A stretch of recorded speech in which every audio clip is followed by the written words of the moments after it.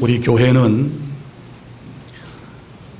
여러분이 잘 아시는 대로 1983년 6월 13일에 이 땅에 설립되었습니다. 6월 13일에 역사적으로 무슨 일이 있었는가를 제가 찾아보았습니다. 중요한 역사는 이런 것들이었습니다. 323년에는 그 유명한 알렉산더가 세상을 떠난 날이었습니다. 그리고 1494년 6월 13일 날은 남아메리카 대륙이 발견된 날이었고, 또 일본 침략군이 우리나라 인천에 상륙한 그런 날이었습니다. 또 1924년 6월 13일 날은 미국의 제41대 대통령 부시가 탄생한 날이기도 합니다. 그리고 또한 1962년 6월 13일에는 우리 대한민국과 칠레가 국교를 맺은 날이기도 합니다. 그리고 1973년 6월 13일에는 제3차 남북조절위원회가 서울에서 개최된 바 있습니다. 그리고 1982년 6월 13일에는 500원짜리 새 주화가 발행되었고, 그리고 1982년 6월 13일에는 제12회 월드컵이 스페인에서 개막을 했습니다. 그리고 1983년 6월 13일 하나님의 은혜로 대한예수교 장로의 목포주안교회가 산정동 구 행남사 밑에 세워졌음을 믿습니다. 할렐루야. 이것이 역사 가운데 가장 중요한 역사라고 저는 생각을 합니다. 그리고 1991년 6월 13일에 러시아의 공화국에서 옐친 대통령이 직선으로 첫 대통령이 되기도 한 날입니다. 그리고 또한 2000년 6월 13일에는 김대중 대통령이 평양을 방문했던 날이고, 그리고 2006년 6월 13일에는 한국의 축구대표팀이 토고를 2대1로 이겼던 날, 그래서 월드컵 사상 첫 원정 승리를 가져왔던 날이 바로 6월 13일이기도 합니다. 자, 사랑하는 성도 여러분, 오늘은 우리 교회가 이 땅에 설립된 지 31주년을 기념하는 31주년 설립 기념 주일입니다. 오늘 이 자리에 나와서 함께 예배하며 주 안에 가족이 된 여러분 모두에게 주님의 크신 은혜와 사랑과 복이 함께 하시기를 바랍니다. 어렵게 시작된 우리 교회는 하나님의 은혜 가운데 30여 년의 세월 동안 주님께서 큰 부흥과 역사를 허락해 주셔서 지금은 3천여 성도가 등록되어 있는 이제는 중형교회로서 한국교회에서 자리매김을 하고, 또 하나님께서 우리에게 맡겨주신 귀한 선교의 사명과 봉사의 사명을 감당하고 있습니다. 이 모든 것이 하나님의 은혜이고, 또 여러분들이 지금까지 헌신하고 수고한 결과라고 생각을 하며 모든 영광은 하나님께 돌려드리고 우리 주 안의 모든 성도들의 노고를 주님의 이름으로 치하하는 바입니다. 사랑하는 여러분, 교회는 주님께서 친히 세워주십니다. 사람이 세우는 것 같지만 우리 주님께서 친히 세우시기 때문에 주님은 내 교회를 내가 세운다, 이렇게 말씀을 하셨습니다. 자, 그런데 이 교회라고 하는 공동체를 사람들은 여러 가지로 비유를 들어서 얘기를 하고, 또 성경에서도 여러 측면에서 교회를 설명을 하고 있습니다. 그런데 그 가운데 하나 우리에게 아주 기쁨을 주는 말씀이 있는데, 그게 뭐냐 그러면 교회, 하나님의 나라, 천국을 잔치집에다가 비유를 했다. 신앙생활을 잔치집에다가 비유를 했다라고 하는 말씀입니다. 여러분, 교회는 초상집이 아니고 교회는 잔치집과 같아서 항상 하나님의 은혜로 구원받은 사람들이 기뻐하고 감사하며 행복해하는 바로 사랑의 공동체라고 하는 사실을 여러분 믿으시기를 바랍니다. 오늘 말씀에 보면 어떤 사람이 큰 잔치를 베풀고 많은 사람을 초청을 했습니다. 여러분 지금도 그렇지만 이스라엘의 문화라고 하는 것은 예약 문화입니다. 그래서 잔치를 하기 전에 먼저 사람들과 약속을 하는 것이지요. 우리가 언제 무슨 잔치를 하게 될 터인데 그때 오시겠습니까? 라고 여쭙고 그리고 그 오겠다라고 하는 사람의 숫자를 파악한 다음에 음식을 준비하고 잔치를 준비하게 되는 것이지요. 그런데 안타깝게도 잔치를 베푸는 당일이 되었는데 오기로 되어 있었던 사람들이 많이 나타나지 않게 되는 것입니다. 그래서 주인이 마음이 급해졌지 않겠습니까? 잔치는 다 준비하고 음식도 장만해 놓았는데 사람들이 오지 않게 되니까 얼마나 마음속에 불편함이 있었겠습니까? 그래서 종들을 보내서 당일에 초청을 받은 사람들에게 찾아가서 그 사실을 얘기해 주었습니다. 오늘이 바로 우리 주인님이 베푸는 큰 잔칫날입니다. 선생님께서 오시기로 예약이 되어져 있는데 어찌하여 오시지 않습니까? 라고 물었더니 그 중에 3사람이 이런 대답을 했습니다. 자, 어떤 대답을 했는가 하면 이제 어떤 사람은 이렇게 얘기를 하는 것입니다. 18절에 보면 다 일치하게 사양하여 한 사람은 이르되 나는 밭을 샀음에 아무래도 나가보아야 하겠으니 청컨대 나를 양해하도록 하라, 이렇게 얘기를 합니다. 밭을 샀는데 그 산 밭을 보러 가야 하기 때문에 잔치집에 올 수 없다는 대답입니다. 그리고 또 한 사람은 뭐라고 얘기하는가 하면 나는 소를 5겨리를 샀는데 한 겨리는 2마리를 얘기해요. 그 산 소를 시험하러 가야 되기 때문에 내가 잔치에 참석할 수가 없어, 이렇게 대답을 했습니다. 그리고 또 한 사람은 나는 장가를 들었기 때문에 잔치에 참석할 수 없어 라고 얘기를 하게 된 것입니다. 자, 종들로부터 이런 보고를 받은 주인은 마음이 더욱 불편해졌습니다. 그리고 그들에 대하여 괘씸한 생각이 들었습니다. 그래서 종들에게 이렇게 얘기를 했습니다. 21절에 보면 이에 집 주인이 노하여 그 종에게 이르되 빨리 시내의 거리와 그리고 골목으로 나가서 가난한 자들과 몸 불편한 자들을, 맹인들과 저는 자들을 데려오라, 이렇게 얘기를 했습니다. 그래서 종들이 뛰어나가서 이제 아주 몸이 불편하고 그리고 어렵게 사는 분들을 그 잔치에 모셔왔습니다. 그런데 이 잔치가 얼마나 큰 잔치였던지 그 사람들이 오셨음에도 불구하고 여전히 자리가 비게 되었던 것이지요. 그래서 또 종들에게 주인이 명령을 합니다. 아직도 자리가 비었으니 이제는 길과 산울타리가로 가서 만나는 사람마다 그들을 강권하여 데려다가 억지로라도 데려다가 내 집을, 잔치집을 채우라고 명령을 했던 것입니다. 그러면서 이제 24절에 보면 예수님께서 이 말씀을 하시면서 내가 너희에게 말하노니 전에 청하였던 그 사람들은 하나도 내 잔치를 맛보지 못하리라 하였다 하시니라, 이렇게 말씀을 하시면서 오늘 본문의 말씀이 끝이 납니다. 자, 이 얘기의 내용이 무엇일까요? 여기서 잔치를 베푼 분은 하나님을 말씀해요. 그리고 이 잔치는 하늘나라 잔치를 말씀을 하고 있습니다. 그리고 첫 번째 오기로 약속을 했던 사람들은 누구냐? 그러면 유대인들입니다. 그리고 두 번째 가서 데려왔던 사람들은 사마리아 사람입니다. 그리고 세 번째 강권하여 데려다가 하나님의 집을, 천국을 채웠던 사람들은 바로 이방인을 말씀을 하고 있는 것입니다. 자, 우리는 이 말씀 속에서 오늘 2가지 중요한 사실을 깨닫고자 하는데, 첫째는 하늘나라는, 천국은, 교회는 모든 것이 완벽하게 준비된 잔치집과도 같다는 사실을 믿으시기를 바랍니다.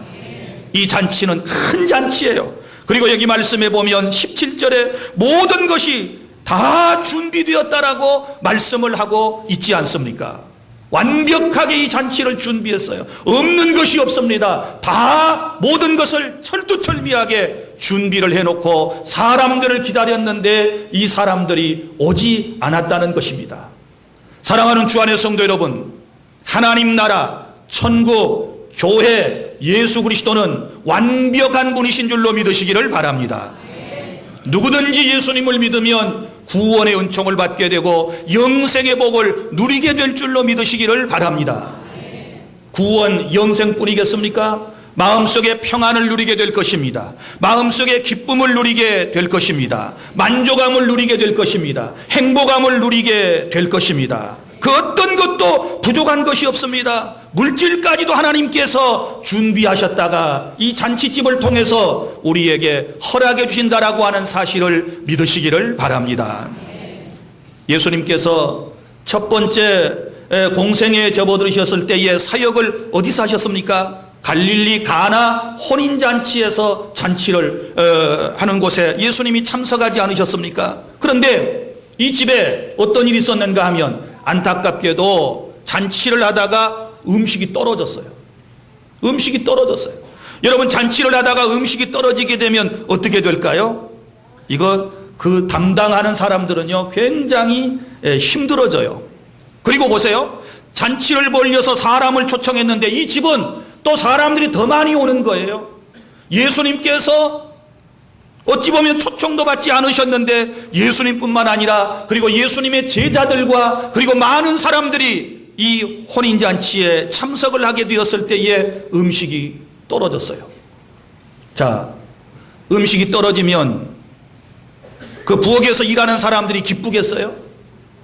음식은 떨어지고 사람은 꾸역꾸역 모여들고 밥 먹을 사람들은 늘어나고 더 이상 줄 것은 없게 되었을 때 여러분, 수종드는 사람들의 얼굴이 어땠을 것 같아요? 기쁨이 있을까요? 사람이 반갑지 않지요. 오는 사람이 하나도 귀하게 생각되지 않지요. 차라리 집에서 밥 먹지 오늘 같은 날 왜 와? 안 와도 되는데 왜 저 사람 왔나? 이러면서 마음속에 불편한 생각이 들지 않겠습니까?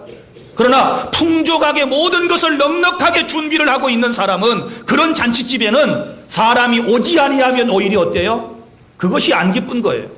사람이 와서 먹어줘야지요. 소비를 해줘야 되는 것이지요. 기쁨을 함께 나눠야 되는 것이지요. 그런데 사람이 오지 아니하니 이 주인의 마음속에 불편한 감정이 생겼어요. 사랑하는 주 안의 성도 여러분, 우리 영적으로 그래요. 내 안에 은혜가 충만하지 못하고 내 안에 성령이 충만하지 못하고 내 안에 사랑이 충만하지 못하고 내 안에 하나님의 말씀이 충만하지 못하게 되면 대하는 사람마다 부담스러워요. 기쁠 게 하나도 없어요. 왜? 나눠줄 게 있어야죠. 그렇지 않습니까? 사랑도 떨어지고 은혜도 떨어지고 모든 것이 다 기쁨도 고갈이 되었는데 사람을 만나면 무엇이 기쁘겠어요? 하나도 기쁘지 않아요. 그 은혜 떨어진 교회에 가면 전혀 기쁘지 않아요. 잔치집 같지 않아요. 그런 교회는 그런 사람에게는 오히려 사람이 많이 오는 것이 어때요? 부담스러워요. 짜증나요. 짜증나. 대접할 게 없는데 사람이 오면 얼마나 불편하겠습니까? 그런데 여러분, 오늘 여기 말씀에는 보면 하나님의 나라는 모든 것이 준비되었다. 할렐루야. 여러분이 주님 앞에 나오면 모든 것이 준비되어 있습니다. 영적으로 육적으로 여러분의 부족한 모든 것을 완벽하게 하나님께서 준비하셨다가 채워주실 줄로 믿으시기를 바랍니다. 요한복음 10장 10절에 예수님께서 말씀하셨습니다. 내가 온 것은 양으로 생명을 얻게 하고 더 풍성히 얻게 하려 하심이니라. 우리가 예수님을 믿는 것은 내 영혼이 구원받고 영생복락을 누리는 것뿐만 아니라 내가 이 땅에 사는 동안에도 하나님께서 내 삶의 풍성한 것들로 채워주시기 때문에 항상 언제나 예수 안에 살아가는 사람들은 만족인 줄로 믿으시기를 바랍니다. 사랑하는 주 안의 성도 여러분, 나는 우리 교회가 이런 교회가 되었으면 좋겠습니다. 모든 것을 완벽하게 풍족하게 준비하고 사람을 초청하고 그래서 함께 잔치집과 같은 분위기 속에서 구원받은 우리가 하나님을 함께 섬기고 함께 예배하면서 하나님의 영광을 드러내고 지역사회를 섬겨가면서 많은 영혼을 구원해내는 그런 교회 될 수 있기를 바랍니다. 그리고 예수님을 믿는 여러분들, 우리의 마음속에 은혜가 넘치면 날마다 내가 예수 믿는 것이 행복해요. 잔치집과도 같아요. 할렐루야. 그런데 은혜 떨어지면 늘 짜증이 나고 한숨이 쉬어지고 불편한 감정을 가지고 다른 사람과 티격태격 싸우게 되고 인간관계는 모두가 다 깨어져 버리게 되는 것입니다. 그래서 이 잔치집의 특징은 모든 것이 다 준비되어 있다. 교회는 잔치집과도 같은 곳이다. 그래서 여기 오면 기뻐해야 되고 여러분이 행복해지셔야 되는 줄로 믿으시기를 바랍니다. 그리고 둘째로 오늘 이 말씀을 통한 교훈은 뭐냐 그러면 핑계하지 말라는 것입니다. 초청을 받았을 때, 하나님께 부름을 받았을 때 핑계해서는 안 됩니다. 오늘 여기 세 사람이 핑계를 했다고 그랬지 않았습니까? 자, 첫 번째 사람은 무엇을 핑계했습니까? 밭을 샀는데 그 밭을 보기 위해서 갔다고 그랬습니다. 여러분, 사놓은 밭이 어디로 도망가겠습니까? 그런데 이것은 핑계이지요. 또 소 5겨리를 사가지고 왜 하필이면 그날 시험하러 갑니까? 오래전부터 잔치 가기로 예약을 해놓고 오래전부터 약속을 해놓고 어찌하여 잔치 당일날 다른 데로 갑니까? 그리고 또한 결혼했으면 결혼한 아내가 그날 어디로 도망갑니까? 나는 장가를 들었으니 가보아야 하겠고. 이 사람은 구약의 율법을 꽤나 잘 아는 사람 같습니다.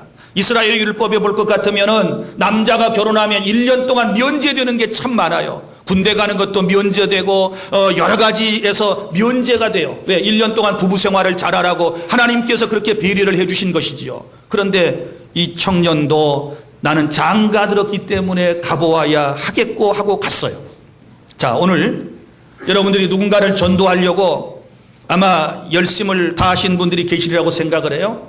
그런데 핑계를 대지 않고 따라오신 분들도 계시겠지만 10중 8구는 여러분과 꼭 함께 오겠다고 그래놓고 오지 않는 분들 때문에 아마 마음에 상처를 입는 분들이 계시리라고 생각을 합니다.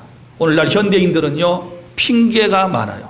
그럼 이 현대인들의 핑계, 자, 예수 믿읍시다, 교회 갑시다, 신앙생활 함께 합시다, 이렇게 하면 몇 가지의 아주 이 공통적인 핑계를 대기를 시작하는데, 그 첫째가 뭐냐 그러면 바로 이런 핑계예요. 어떤 핑계냐? 몰라서 못 가겠다. 아니, 교회를 가자 그러니까 하나님이 누군지 모르고 교회가 무엇인지 모르기 때문에 못 가겠다, 이렇게 말씀을 하시는 분들이 더러 계세요. 여러분, 그런데 보십시오. 우리가 세상에 살면서 모든 이치를 다 깨닫고 세상을 살아가는 것은 아니지 않습니까? 사실 우리는 모르고 살아가는 것이 훨씬 더 많아요. 보십시오. 여러분이 아침에 식사를 하고 오실 때에 여러분이 드시는 그 음식이 칼로리가 얼마인지, 영양소가 무엇이 들었는지, 이런 것들, 이 음식이 어디에 좋은지 그걸 여러분이 자세히 아십니까? 그거 잘 모르고 먹어요.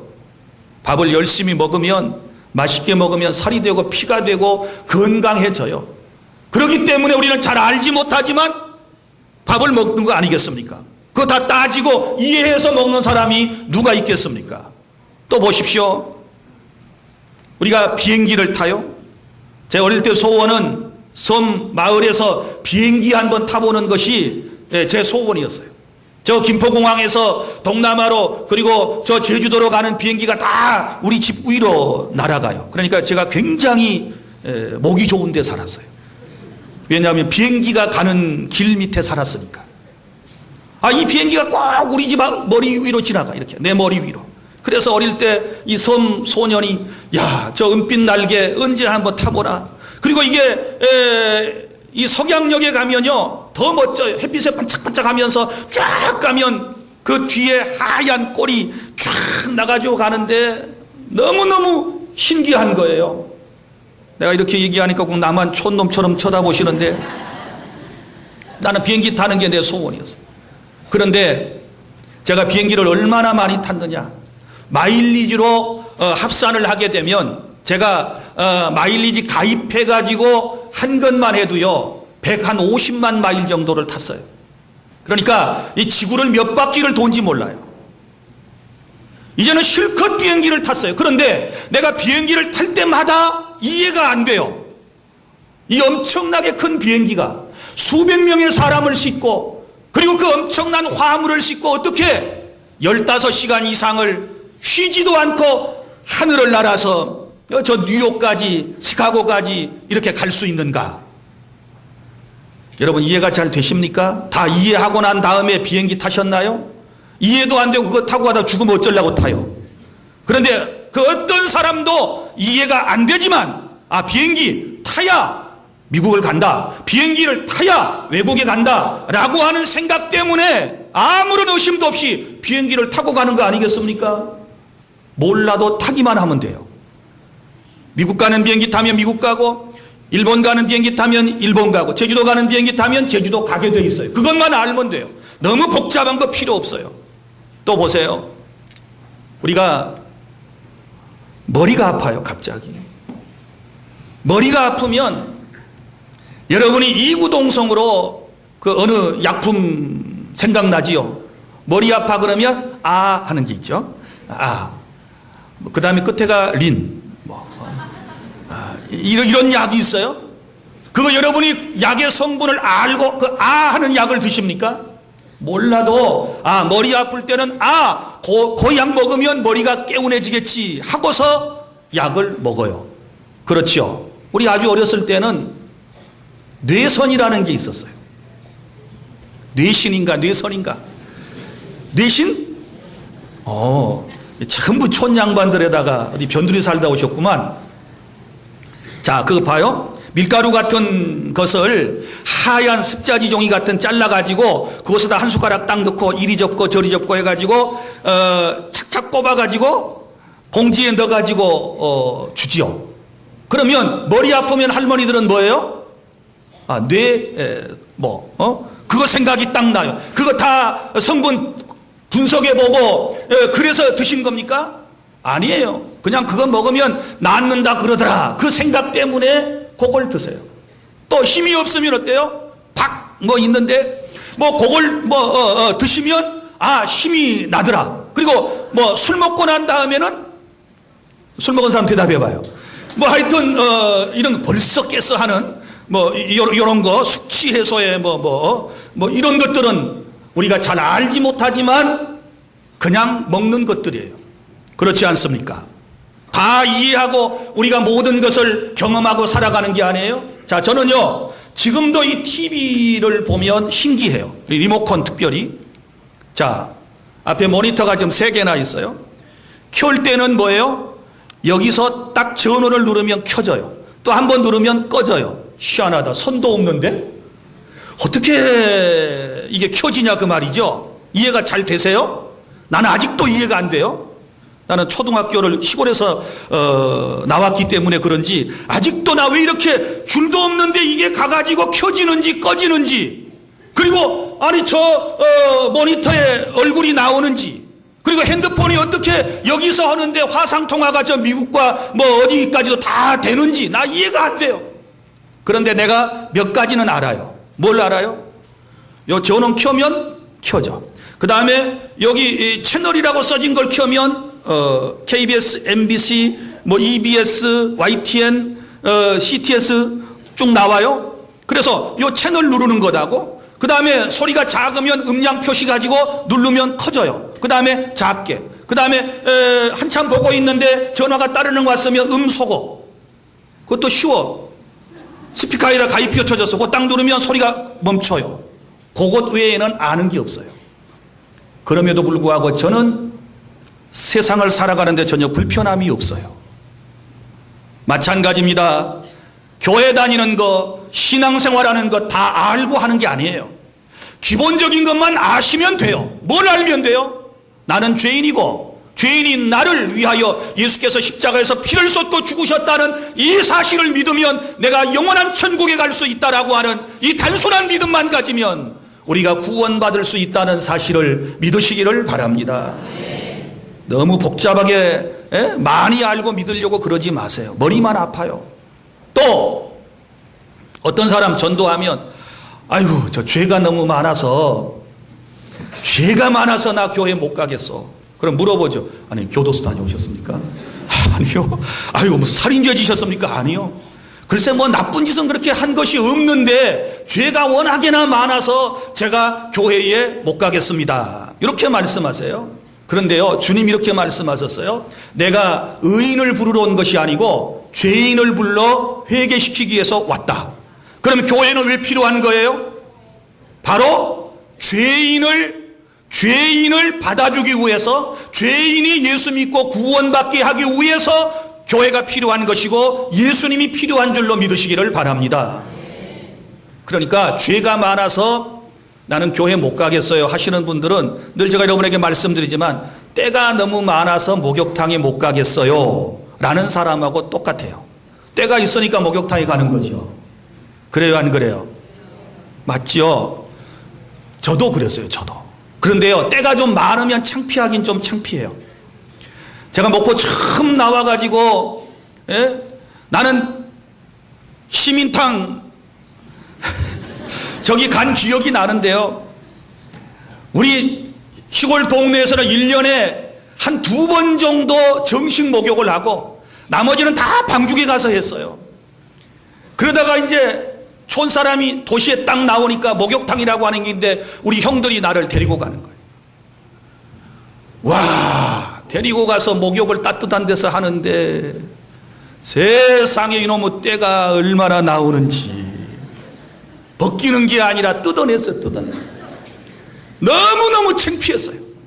너무너무 창피했어요. 그래서 어린 제 마음속에 이런 생각을 했어요. 옳거니 목욕탕에 가서 창피를 안 당하려면 집에서 초벌로 하고 가야 되겠다.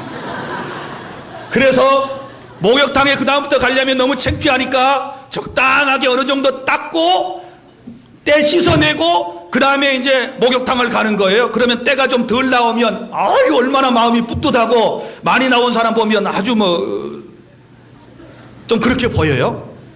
그런데 생각해 보면 때가 있으니까 목욕탕 가야 돼요. 죄가 있으니까 예수님 앞에 나오셔야 돼요. 믿습니까? 그래야 주님께서 우리의 모든 죄를 씻어주신다라고 하는 사실을 믿으시기를 바랍니다. 교회는 죄 씻음을 받는 곳이에요. 그러니까 죄가 많다고 너무 고민하지 마세요. 여기 죄 없는 분은 다 가셔도 돼요. 주님께서 죄인인 우리를 부르셨다라고 하는 사실을 여러분 믿으시기를 바랍니다. 믿습니까? 그리고요, 또 어떤 분 전도하면 꼭 이렇게 대답할 거예요. 아이고, 예수 믿는 사람들 양심이 못돼 먹었대. 어이, 교회 다니는 사람들이 더 나쁜 사람 많어. 사기꾼도 많고, 뭐 믿는 사람이나 믿지 않는 사람이나 뭐 별로 다를 게 없어. 교회 안에 위선자가 너무 많아. 이러면서 교회를 오지 않는 분들이 계세요. 충분히 이해가 돼요. 충격이시겠지요. 예수님을 믿고 교회 다니는 사람들은 선한 줄 알고, 그리고 착한 줄 알고, 좋은 일만 할 줄 알았는데, 예수님을 믿는 사람들이 자기하고 별로 다를 것도 없고 오히려 도덕적으로 자기보다 더 올바르게 살아가지 못하게 되었을 때 얼마나 배신감을 느끼겠습니까? 마음속에. 여러분, 그렇다고 해서 교회를 안 나오고 예수님을 믿지 아니하면 어찌 될까요? 아찔한 순간이 생깁니다. 영원한 후회할 날이 생깁니다. 여러분 보세요. 저는 늘 이런 생각을 해요. 종종 우리 의사 선생님들이 매스컴에 이렇게 오르락내리락 하실 때가 있어요. 그래서 의사 선생님들의 뭐 도덕적인 어떤 것들, 그리고 가정사에 대한 문제들, 그래서 뭐 어느 의사가 무슨 뭐 죄를 지었다, 무슨 뭐 나쁜 짓을 했다, 뭐 이런 뉴스가 가끔씩 나와요. 나오는데 보십시오. 그러면 그분이, 의사 선생님이 부부싸움 했다고 그 병원 안 갑니까? 자, 의사 선생님이 욕했다고, 의사 선생님이 도덕적으로 문제 있다고 그래서 그 병원 의사 안 찾아갑니까? 우리는요, 그런 거 따지지 않습니다. 자, 우리 병원, 우리 교회 옆에 이 수술을 하는 외과 병원이 있다 쳐요. 그런데 내가 어떻게 하다가 몸을 상했어요. 많이 찢어졌어요. 빨리 꿰매야 되겠는데 지금 피투성이가 돼가지고 살은 막 벌어지고 통증이 막 오고 지금 금방 죽게 생겼는데, 병원 몇 발자국 뛰어가면 외과 선생님한테 꿰매고 수술 받으면 살 것인데, 꼭 가기 전에 그분 따져보는가요? 그 의사 바람 피웠나 안 피웠나? 그 의사 가정생활에 충실해? 그 의사 인사 잘해? 그 의사 친절해? 이런 거 묻고 가나요? 아니요. 그거보다 더 중요한 것은 본질이에요. 그분이 의사이시고 그분이 병을 치료하는 전문가이고, 그러기 때문에 비록 도덕적으로 어떤 윤리적으로 흠결이 있고 의사로서 윤리 강령을 다 지키지 못할 때가 덜어 있더라도 우리는 그 의사에게 가서 병을 치료를 받아야 하는 것처럼, 교회 안에 경건하지 못한 성도들, 바로 살지 못하는 성직자들, 사람들의 입에 오르내리는 사람들이 우리 주변에 크리스천으로 있다 할지라도 분명히 기억하셔야 할 것은, 그것 때문에 본질을 놓쳐가지고 예수님을 믿는 것을 포기하게 되면 안 된다는 사실을 기억하시기를 바랍니다. 몇 사람의 도덕적인 흠결이 있는 의사 선생님 때문에 전체 의사를 매도해도 안 되는 것처럼, 몇 사람의 한국 교계에 문제 있는 사람들 때문에, 그리고 몇몇 성직자들 때문에 우리가 상처를 입고 전체 교회가 나쁜 것처럼, 그리고 전체 목사님들이 다 나쁜 것처럼 그렇게 얘기하고 불신을 하는 것은, 그것은 본질을 놓치는 거라고 하는 사실을 알아야 돼요. 여러분 기억하십시오. 옥에도 티가 있다는 말 기억하십니까? 옥에도 티가 있는 법이에요. 여러분 그 작은 티 하나 때문에 옥을 내던져 버리겠습니까? 여러분 금에 조그만 여러분 상처가 있다고 그래서, 기스가 있다고 그래서 그것을 여러분 다 내던지는 사람이 어디 있겠습니까? 마찬가지예요. 여러분 교회 안에 위선자가 있음에도 불구하고 우리가 교회에 계속 나와야 할 이유는, 잘 들어보세요. 그 위선자와 함께 영원히 지옥에서 사는 것보다 위선자가 있는 교회에 나와서 예수님을 믿어 위선자가 없는 천국에서 사는 것이 훨씬 더 현명한 선택인 줄로 믿으시기를 바랍니다. 믿습니까? 가짜가 많은 이유는 진짜가 많기 때문이고, 이 세상에 살아가는 동안에는 교회가 완전한 교회가 없어요. 이 교회가 좋다, 이 목사님이 신령하다 해서 가보면 또 거기 가서 그런 사람은 몇 년이 못 되어 또 시험에 들 수밖에 없는 것이 바로 지상의 교회의 형편입니다.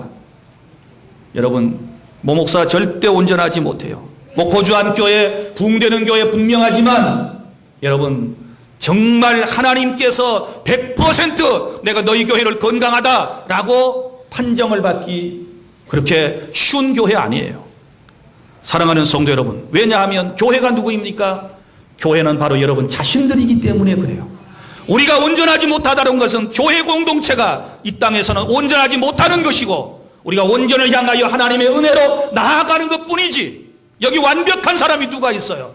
누군가를 비난하고 누군가를 욕하고 누군가를 손가락질하는 그 순간 그 사람은 지금 죄를 짓고 있는 교인이에요. 그러므로 여러분, 교회 안에 혹은 내 마음에 맞지 않는 사람, 나를 시험 들게 하는 사람이 있다 할지라도 우리는 이런 모든 것을 극복하고 믿음으로 승리해야 될 줄로 믿으시기를 바랍니다. 그리고 또한 어떤 사람은 이런 핑계를 대죠. 바빠서 못 온다. 너무 바빠서. 초등학생에게 한번 붙들고 물어봐요. 어디 가니? 바빠요, 바빠. 애들이 더 바빠요, 더 바빠. 어른보다 더 바빠요. 학교 갔다가 와서 또 과외해야 되잖아요. 학원 가야 되잖아요. 뭐 무슨 배우는 것도 그렇게 많이 있는지 애들이 바빠요. 여러분보다 더 바빠요.